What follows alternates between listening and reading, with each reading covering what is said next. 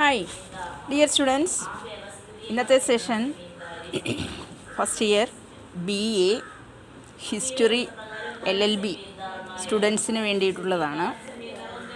അവർക്ക് പഠിക്കാനുള്ള ഒരു വിഭാഗമാണ് സെൻട്രൽ ഏഷ്യയിലെ നാടോടികൾ, the nomads in central Asia. അപ്പോൾ നൊമാഡ്സിനെ സംബന്ധിക്കുന്ന ഒരു സെഷൻ ഞാൻ കഴിഞ്ഞ ദിവസം തന്നിരുന്നു. അപ്പോൾ ഇന്ന് നമ്മൾ നൊമാഡ്സിൻ്റെ ചരിത്രം എവിടെയാണ്, അത് സെൻട്രൽ ഏഷ്യയെ സംബന്ധിച്ച് ഇവരുമായിട്ടുള്ള ചരിത്രം എന്താണ് എന്നാണ് നോക്കേണ്ടത്. അപ്പോൾ മധ്യേഷ്യ അല്ലേ, മധ്യേഷ്യ അതാണ് സെൻട്രൽ ഏഷ്യ. അവിടെ അധിവസിച്ചിരുന്ന വിവിധ ജനവിഭാഗങ്ങൾ. അപ്പോൾ ഈ മധ്യേഷ്യ എന്ന് പറയുന്നത് അവിടെയുള്ള വിവിധ ജനവിഭാഗങ്ങളുടെ ചരിത്രവുമായി ബന്ധപ്പെട്ടിരിക്കുന്നതാണ്. അത്തരം ആളുകളുടെ ജീവിതശൈലി പ്രധാനമായി നിർണ്ണയിക്കുന്നത് ആ പ്രദേശത്തിൻ്റെ കാലാവസ്ഥയും ഭൂമിശാസ്ത്രവുമാണ്. ഈ പ്രദേശത്തിൻ്റെ വരണ്ട കാലാവസ്ഥ കൃഷിയെ ഭയങ്കരമായി ദുഷ്കരമാക്കുകയാണ്. കടലിൽ നിന്നുള്ള അകലം വളരെ വ്യാപാരത്തിൽ നിന്ന് വിച്ഛേദിക്കുന്നു. അങ്ങനെ ഈ പ്രദേശത്ത് കുറച്ച് പ്രധാന നഗരങ്ങൾ മാത്രമാണ് വികസിച്ചത്. നാടോടികളിലെ നൊമാഡ്സിലെ അപ്പോൾ സ്റ്റെപ്പിയിലെ നാടോടികൾ അവർ കുതിരകളാണ് വളരെ വർഷങ്ങളായിട്ട് ഉപയോഗിച്ചു പോന്നിരുന്നത്. അപ്പോൾ ആധിപത്യം കുതിരകൾക്കാണ് ഈ പ്രദേശത്ത്.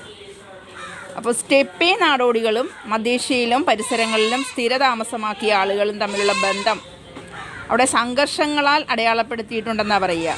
അവരുടെ ജീവിതശൈലി യുദ്ധത്തിന് യോജിച്ചതായിരുന്നു. സ്റ്റെപ്പി കുതിര സവാരിക്കാർ ലോകത്തിലെ ഏറ്റവും സൈനിക ശക്തിയുള്ള ആളുകളായിട്ട് മാറിയെന്ന് പറയുന്നു. അവരുടെ കുതിര വില്ലാളികളുടെ വിനാശകരമായ സാങ്കേതികവിദ്യകൾ കഴിവും ഇതെല്ലാം അവർക്ക് സ്വന്തമായിരുന്നു. ഇത് കാരണം ആനുകാലികമായി ഗോത്ര നേതാക്കന്മാരോ സാഹചര്യങ്ങൾ മാറുന്നത് പല ഗോത്രങ്ങളും ഒരു സൈനിക ശക്തിയായി സംഘടിക്കാൻ ഇടയാക്കിയിട്ടുണ്ട് എന്നുള്ളതാണ്. അത് പിന്നീട് പലപ്പോഴും കീഴടക്കാനുള്ള പ്രചാരങ്ങൾ ആരംഭിച്ചു, പ്രത്യേകിച്ച് കൂടുതൽ നാഗരിക മേഖലകളിലേക്ക്. ഈ തലത്തിലുള്ള ഗോത്രസംഖ്യകളിൽ ചിലത് യൂറോപ്പിലെ ഹൂണുകളുടെ അധിനിവേശം, ഇതൊരു വിഭാഗമാണ് ഹൂണുകൾ. അതുപോലെ തന്നെ ട്രാൻസ്കോസ്കിയാനയിലേക്കുള്ള വിവിധ തുർക്കി കുടിയേറ്റങ്ങൾ എന്നിവ ഉൾപ്പെടുന്നു. അപ്പോൾ വുഹു ചൈനയെ ആക്രമിക്കുന്ന ആ ഒരു സമയം പ്രത്യേകിച്ച് യൂറേഷ്യയുടെ ഭൂരിഭാഗവും മംഗോളിയക്കാരെ കീഴടക്കിയിട്ടുണ്ട്. അപ്പോൾ ഈ നൊമാഡ്സിൻ്റെ ആധിപത്യം 16-ാം നൂറ്റാണ്ടിൽ അവസാനിച്ചു എന്നാണ് പറയുക. തോക്കുകൾ ഈ പ്രദേശത്തിൻ്റെ നിയന്ത്രണം നേടാൻ കുടിയേറ്റക്കാരെ അനുവദിച്ചു. റഷ്യൻ സാമ്രാജ്യവും ചൈനയിലെ ക്വിങ് രാജവംശവും മറ്റ് ശക്തികളും ഈ പ്രദേശത്തേക്ക് വ്യാപിക്കുകയും 19-ാം നൂറ്റാണ്ടിൻ്റെ അവസാനത്തോടെ മധ്യേഷ്യയുടെ മുൻഭാഗവും അവിടെയുള്ള ഭൂരിഭാഗവും പിടിച്ചടക്കുകയും ചെയ്തു. 1917 റഷ്യൻ വിപ്ലവത്തിന് ശേഷം സോവിയറ്റ് യൂണിയൻ മധ്യേഷ്യയുടെ ഭൂരിഭാഗവും ഉൾക്കൊള്ളിച്ചു. മംഗോളിയയും അഫ്ഗാനിസ്ഥാനും മാത്രമേ നാമമാത്രമായി സ്വതന്ത്രമായി നിലനിന്നുള്ളൂ. എന്നിരുന്നാലും മംഗോളിയ ഒരു സോവിയറ്റ് ഉപഗ്രഹ രാഷ്ട്രമായി നിലനിന്നിരുന്നുവെങ്കിലും 20-ാം നൂറ്റാണ്ടിൻ്റെ അവസാനത്തിൽ സോവിയറ്റ് സൈന്യം അഫ്ഗാനിസ്ഥാനിൽ അധിനിവേശം നടത്തി. അപ്പോൾ മധ്യേഷ്യയിലെ സോവിയറ്റ് പ്രദേശങ്ങൾ വളരെയധികം ആ സമയത്ത് വ്യവസായവൽക്കരണം നടത്തി. അടിസ്ഥാന സൗകര്യങ്ങളുടെ നിർമ്മാണം മാത്രമല്ല, പ്രാദേശിക സംസ്കാരങ്ങളെ അടിച്ചമർത്തലും വംശീയ സംഘർഷങ്ങളുടെയും പാരിസ്ഥിതിക പ്രശ്നങ്ങളുടെയും ശാശ്വത പാരമ്പര്യവും. 1991 സോവിയറ്റ് യൂണിയൻ്റെ തകർച്ചയോടെ 5 മധ്യേഷ്യൻ രാജ്യങ്ങൾ സ്വാതന്ത്ര്യം നേടി. അപ്പോൾ അതേതൊക്കെയാണ്? കസാക്കിസ്ഥാൻ, ഉസ്ബെക്കിസ്ഥാൻ, തുർക്ക്മെനിസ്ഥാൻ, കിർഗിസ്ഥാൻ, അതുപോലെ തന്നെ താജിക്കിസ്ഥാൻ. എല്ലാ പുതിയ സംസ്ഥാനങ്ങളിലും മുൻ കമ്മ്യൂണിസ്റ്റ് പാർട്ടി ഉദ്യോഗസ്ഥർ പ്രാദേശിക ശക്തരായി അധികാരം നിലനിർത്തി. കിർഗിസ്ഥാൻ ഭാഗികമായതൊഴിച്ചാൽ സോവിയറ്റിന് ശേഷമുള്ള 3 പ്രസിഡന്റുമാരെ ജനകീയ പ്രക്ഷോഭങ്ങളിലൂടെ പുറത്താക്കിയിട്ടും സ്ഥിരമായ ജനാധിപത്യം ഉറപ്പിക്കാൻ ഇതുവരെ അവർക്ക് കഴിഞ്ഞിട്ടില്ല എന്നുള്ളതാണ്. അപ്പോൾ നമുക്കിതിൻ്റെ ആ ഒരു ഹിസ്റ്ററി ഓഫ് സെൻട്രൽ ഏഷ്യ എന്നുള്ള അതിനെ ബേസ് ചെയ്തുള്ള കാര്യം ഇപ്പോൾ ഞാൻ മലയാളത്തിൽ പറഞ്ഞതാണ്. അതിൻ്റെ ആ ഒരു കാര്യങ്ങൾ നമുക്ക് ഇംഗ്ലീഷിലേക്കൊന്ന് നോക്കാം. അതായത് the history of Central Asia that concerns the history of various peoples that have inhabited Central Asia. Central ഏഷ്യയിലെ കുടിയേറി താമസിച്ചു പോന്നിട്ടുള്ള ഒട്ടനേകം ജനങ്ങളുടെ ജീവിത ചരിത്രവുമായി ബന്ധപ്പെട്ടിരിക്കുന്നു എന്നുള്ളതാണ്. അപ്പോൾ അതിൻ്റെ മലയാളം ഞാൻ ഇതിൽ പറയാൻ പോകുന്നതിൻ്റെ മലയാളം ഞാൻ ആദ്യമേ പറഞ്ഞിട്ടുണ്ട്, അത് നിങ്ങൾ വായിച്ചെടുക്കുക. ഇപ്പോൾ ഇതിൻ്റെ ഇംഗ്ലീഷാണ് ഞാൻ പറയുന്നത്. The life style of such people have been determined primarily by the areas climate and geography. The aridity of the region makes agriculture. Aridity എന്ന് പറഞ്ഞാൽ വരണ്ട ഭാഗം എന്നുള്ളതാണ്. അവിടുത്തെ വരണ്ട ആ ഒരു പ്രത്യേകത, പ്രദേശം മൊത്തം വരണ്ട് നിൽക്കുന്നതാണ്. The aridity of the region makes agriculture difficult and distance from the sea cut it off from much trade. Thus, few major cities developed in the region. Nomadic horse peoples of the steppe dominated the area of Milania എന്നുള്ളതാണ് ആ പ്രദേശത്തിൻ്റെ പേര്, മിലനിയ. Then relations between the steppe nomads and the settled people in and around Central Asia were marked by conflict. The nomadic lifestyle was well suited to warfare, and the steppe horse riders became some of the most military potent people in the world due to the devastating techniques and the ability of their horse archers. Periodically, tribal leaders or changing conditions would cause several tribes to organize themselves into a single military force, which would then often launch campaigns of conquest, especially into more civilized areas. A few of these types of tribal coalitions included the Huns, invasions of Europe, various Turkic migrations into Transoxiana, the Wuhu attacks on China, and most notably the Mongol conquest of much of Eurasia. അപ്പോൾ ഇതിനിടയിൽ പറയുന്നുണ്ട് ആരൊക്കെയാണ് central ഏഷ്യയിൽ വന്ന കുടിയേറ്റക്കാരായിട്ടുള്ള ഈ പറയുന്ന വിഭാഗം ജനങ്ങൾ, നൊമാഡ്സിൽ പെടുന്ന നാടോടികളായ ജനവിഭാഗങ്ങൾ ആരൊക്കെയാണെന്നുള്ളത് ഇവിടെ പറയുന്നുണ്ട്. Okay, the dominance of the nomads ended in the 16th century as firearms allowed settled people to gain control of the region. The Russian Empire, the Qing dynasty of China, and the other powers expanded into the area and seized the bulk of Central Asia by the end of the 19th century. After the Russian Revolution of 1917, the Soviet Union incorporated most of the Central Asia. Only Mongolia and Afghanistan remained nominally independent. Although Mongolia existed as a Soviet satellite state, and Soviet troops invaded Afghanistan in the late 20th century. The Soviet areas of Central Asia saw much industrialization and the construction of infrastructure, but also the suppression of local cultures and a lasting legacy of ethnic tensions and environmental problems.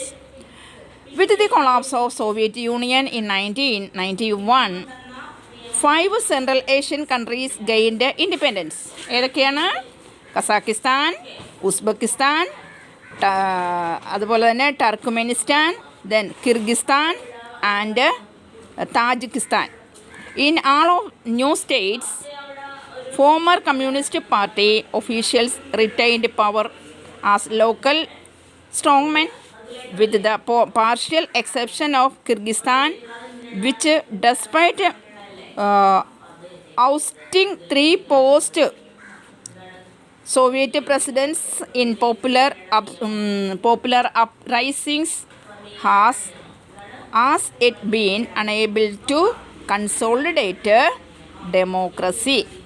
ഞാൻ ആദ്യം പറഞ്ഞ മലയാളത്തിലുള്ള കാര്യങ്ങളുണ്ടല്ലോ, ആ മലയാളത്തിൽ പറഞ്ഞിരിക്കുന്നതിൻ്റെ concerned English ഉള്ള കാര്യങ്ങളാണ്. അപ്പോൾ നിങ്ങൾ ആദ്യം പറ്റുമെങ്കിൽ മലയാളം മൊത്തം കേൾക്കുക, ആ മലയാളത്തിൽ പറയുന്ന കാര്യം മൊത്തം കേട്ടിട്ട് അതിനെ തുടർന്ന് അതിൻ്റേതായ തത്തുല്യമായ ഇംഗ്ലീഷിലുള്ള കാര്യങ്ങളും കേൾക്കാം. ഓക്കെ, ഇനി നമുക്ക് ഒരു ചോദ്യം ഞാൻ അങ്ങോട്ട് തരികയാണ്. Who were nomads in central Asia?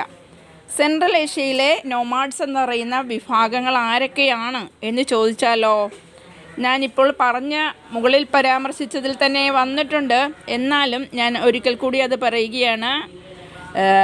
The ഹെപ്താലിറ്റിസ് the ഹെപ്താലിറ്റൈസ്, TES ആണ്, ഹെപ്താലിറ്റസ്. ദെൻ എഫ്താലിറ്റസ്, ദെൻ ഏറ്റായി, YE ഒരു സ്മാൾ ഡാഷ് TAI.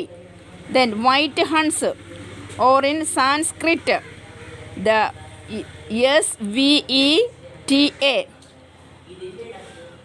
എന്താണ്, വേത്താഹൂണ. ആ എസ്സിന് സൗണ്ട് കൊടുക്കണ്ട, വേത്താഹൂണ. അപ്പം SVETA ആണ് അതിൻ്റെ സ്പെല്ലിങ്, വേത്താഹൂണ. They were a confederation of nomadic and settled people in central Asia who expanded their domain westward in the 5th century. Okay, അപ്പോൾ ഇവർ 5th centuryയിൽ സെൻട്രൽ ഏഷ്യയിലെ വെസ്റ്റേൺ സൈഡ് ആ പ്രദേശങ്ങൾ കേന്ദ്രീകരിച്ച് അവിടെ അങ്ങോട്ട് വന്ന നാടോടികളായ ജനവിഭാഗങ്ങളാണ്, അവരുടെ പേരുകളാണ് ഇവിടെ പറഞ്ഞിട്ടുള്ളത്. ആരൊക്കെയാണ് ആ ജനവിഭാഗങ്ങളിൽ ഉൾപ്പെടുന്നത്? ഹെപ്താലിറ്റസ്, എഫ്താലിറ്റസ്, ഏറ്റായ്, വൈറ്റ് ഹൺസ്, അതേപോലെ വൈറ്റ് ഹൺസ്, പിന്നെ അതാണ് ടർക്സ്, ഇങ്ങനെയുള്ള കുറേ ജനവിഭാഗങ്ങളാണ് അല്ലേ.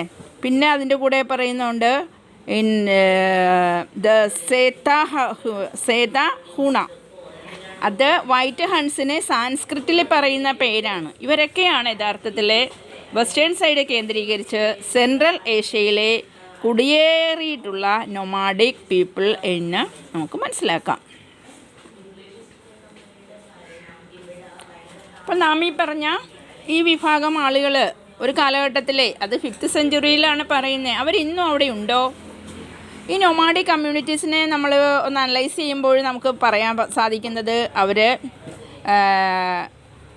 ഇന്നത്തെ മോഡേൺ കസാക്കിസ്ഥാനിലെ അവിടെ അവരുടെ സാന്നിധ്യം ഉണ്ട് എന്നാണ് പറയുക. Nomadic communities living along side the lands of modern Kazakhstan. അപ്പോൾ കസാക്കിസ്ഥാനിൽ അവരിന്ന് നിലവിലുണ്ട്. അതേപോലെ തന്നെ പിന്നെ ഏതാ പറയുക, കിർഗിസ്ഥാൻ, അഫ്ഗാനിസ്ഥാൻ, താജിക്കിസ്ഥാൻ, ഇവിടെ എല്ലാം ഉണ്ട്. അപ്പോൾ Turkmenistan and Uzbekistan had very special structures and social structures based around pasturing herds over large areas of grassland and desert and travelling considerable distances on horseback. മനസ്സിലായോ? പറഞ്ഞല്ലോ, ഇവർ സഞ്ചരിക്കുന്നത്, അവരുടെ വാഹനങ്ങൾ എന്ന് പറയുന്നത് കുതിരകളും അതുപോലെ തന്നെ ഒട്ടകങ്ങളൊക്കെയാണ്. അപ്പോൾ ഈ പറയുന്ന നാടുകളിലൊക്കെ തന്നെ സെൻട്രൽ ഏഷ്യയുടെ ഭാഗങ്ങളായിട്ടുള്ള രാജ്യങ്ങളാണ് ഈ പറഞ്ഞിട്ടുള്ളത്. കസാക്കിസ്ഥാൻ, കിർഗിസ്ഥാൻ, അഫ്ഗാനിസ്ഥാൻ എന്നൊക്കെ പറയുന്ന ഈ രാജ്യങ്ങൾ. അപ്പോൾ ഇവിടെയൊക്കെ തന്നെ എന്തുണ്ട്, ഈ വിഭാഗം ജനങ്ങൾ അവിടെയുണ്ട്.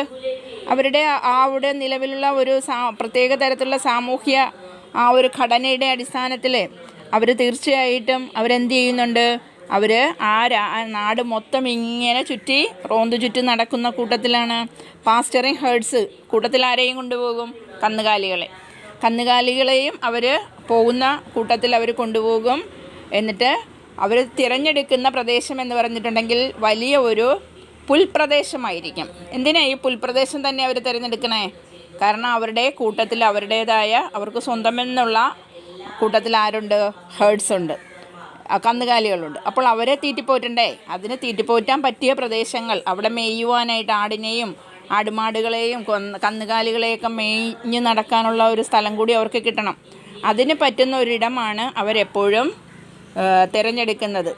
അതുപോലെ തന്നെ ഡിസർട്ട് ഏരിയയും തിരഞ്ഞെടുക്കാറുണ്ട്. അങ്ങനെ ലോകം ചുറ്റും ട്രാവലിംഗ് ഇത്തരത്തിലുള്ള ഓരോ സ്ഥലത്തെത്തി അവിടെ കുറേ നാൾ ഈ ഹേർഡ്സിനെയും മേയിച്ചു കൊണ്ടൊക്കെ നടന്നു. കുറച്ച് നാൾ അവിടെ താമസിച്ചു, പിന്നെ അവിടെ നിന്ന് വിട്ടു, പിന്നെ അവിടെ വിട്ടിട്ട് പിന്നീടും ഇവരെയും കൊണ്ട് വേറൊരു വഴിയിലേക്ക് തിരിയുന്നു. ഇതാണ് ഇവരുടെ ഒരു ലൈഫ് സ്റ്റൈൽ. ഓക്കെ, പിന്നെന്താ പറയുക, അപ്പോൾ ഈ സെൻട്രൽ ഏഷ്യ അവരെ സംബന്ധിച്ചുള്ള കാര്യങ്ങളൊക്കെ ഇപ്പോഴേകദേശം അവിടെയുള്ള ജനങ്ങളെ സംബന്ധിച്ചുള്ള കാര്യങ്ങളൊക്കെ നിങ്ങൾക്ക് ക്ലിയറായില്ലേ? അപ്പോൾ ഈ ഒരു കാര്യവുമായി ബന്ധപ്പെട്ട് നമുക്ക് ഒട്ടനേകം കാര്യങ്ങൾ അല്ലെങ്കിൽ ഒട്ടനേകം വിവരങ്ങൾ നമുക്ക് കിട്ടുന്നതാണ്. അപ്പോൾ സെൻട്രൽ ഏഷ്യയിലെ ജനവിഭാഗങ്ങൾ ഏതെല്ലാം എന്നുള്ളതിനെ പറ്റിയുള്ള ഒരു ചെറിയ ഇൻഫോർമേഷനാണ് ഈ ഒരു വീഡിയോയിൽ. ഇനി ഇതിനെ തുടർന്നുള്ള കുറച്ച് കാര്യങ്ങൾ കൂടി അടുത്തൊരു വീഡിയോയിൽ ഉൾപ്പെടുത്തിക്കൊണ്ട് നിങ്ങൾക്ക് തരാം. ഓക്കേ, അപ്പോൾ ആദ്യമായി കേൾക്കുന്നവർ like, share, subscribe. Thank U.